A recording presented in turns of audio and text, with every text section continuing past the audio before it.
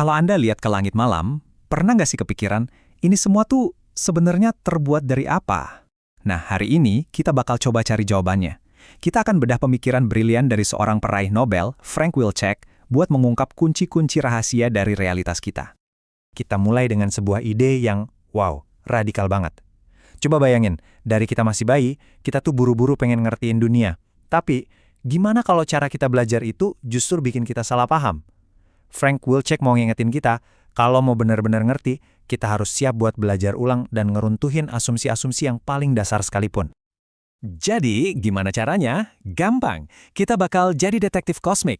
Yuk kita kupas bareng-bareng lapisan-lapisan realitas ini, jauh melampaui apa yang bisa dilihat mata, buat nemuin apa sih yang sebenarnya ada di baliknya. Oke, langkah pertama kita adalah menerima sebuah fakta yang mungkin agak mengejutkan. Dunia yang kita lihat sehari-hari itu sebagian besar ilusi loh. Ilusi yang diciptakan oleh batasan biologi kita sendiri. Indra kita itu cuma bisa nangkep sepotong kue yang kecil banget dari seluruh realitas. Kita nggak bisa lihat cahaya ultraviolet kayak lebah atau dengar gema sonar yang nuntun kelelawar di kegelapan. Nah, disinilah sains jadi pahlawan kita. Instrumen kayak teleskop atau akselerator partikel itu bukan sekedar alat. Mereka itu ibaratnya perpanjangan indera kita. Indera super yang bikin kita bisa ngelihat alam semesta sebagaimana adanya. Oke, setelah kita sadar indera kita terbatas, ayo kita pakai indera super dari sains buat melihat keluar sana. Pertanyaannya, gimana coba cara kita ngukur sesuatu yang saking gedenya sampai nggak kebayang? Caranya itu cerdik banget, namanya tangga jarak kosmik. Bayangin aja kayak kita naik tangga. Buat anak tangga pertama, kita pakai paralaks. Coba deh sekarang, julurkan jempol Anda.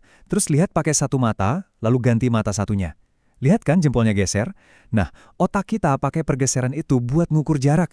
Prinsip yang sama dipakai buat bintang terdekat. Terus buat anak tangga yang lebih tinggi, kita cari lilin standar. Bintang-bintang yang kita tahu pasti seterang apa aslinya. Makin redup kelihatannya, ya berarti makin jauh. Dengan numpuk metode-metode ini, kita bisa memetakan seluruh alam semesta. Keren banget kan? Dan hasil dari pengukuran ini, jujur bikin kita ngerasa kecil banget. Galaksi rumah kita, Bima Sakti, itu membentang sepanjang 100.000 tahun cahaya. Artinya, cahaya dari satu ujung butuh 100.000 tahun buat sampai ke ujung lainnya. Dan itu baru satu galaksi di antara miliaran galaksi lain. Kita udah menjelajahi skala yang paling besar yang bisa dibayangin. Sekarang, siap-siap, kita bakal lakukan perjalanan sebaliknya. Dari luasnya kosmos, kita akan menyelam ke dunia yang paling kecil, untuk menemukan bahan-bahan utama pembuat segalanya. Ribuan tahun lamanya, kita mikir kalau atom, dari bahasa Yunani yang artinya tak terbagi, itu adalah titik akhir, fondasi dari semuanya. Tapi sains meruntuhkan ide itu. Ternyata, atom itu justru isinya kebanyakan ruang kosong, dengan inti super kecil di tengahnya yang dibangun dari partikel-partikel yang jauh lebih fundamental. Penemuan ini mengubah segalanya. Fisikawan legendaris Richard Feynman bahkan pernah bilang kalau semua pengetahuan ilmiah di dunia ini hancur dan kita cuma bisa nyelamatin satu kalimat itu adalah segala sesuatu terbuat dari atom. Kenapa? Soalnya dari satu ide sederhana ini aja, kita bisa membangun kembali seluruh pemahaman kita tentang dunia. Nah sekarang coba lihat betapa elegannya ini. Semua partikel di alam semesta, dari elektron sampai quark, ternyata bisa dideskripsikan secara lengkap hanya dengan 3 angka. 3, yaitu massa atau seberapa susah dia digerakkan, muatan atau gimana dia ngerespons listrik, dan spin, semacam momentum sudut internalnya. Cuma itu. Serius, Anda nggak salah dengar. Nggak ada ukuran, nggak ada bentuk, nggak ada warna, nggak ada tekstur. Lupakan deh bayangan bola biliar kecil-kecil.